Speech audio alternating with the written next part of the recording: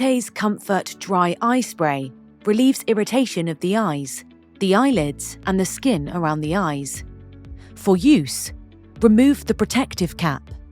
Before the first application, test the spray mechanism on your arm or in the air. Notice that there is a small step in the nozzle. To apply the spray, press the nozzle fully down. Next, hold the bottle approximately 6 to 8 inches, 15 to 20 centimeters from the eyes.